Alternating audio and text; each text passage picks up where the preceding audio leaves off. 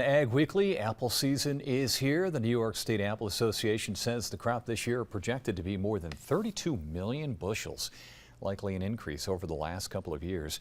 You can pick apples at some local apple orchards. The New York Apple Association has an interactive map where you can find nearby places to pick apples. You can find that website on our website, so head to WWNYTV.com.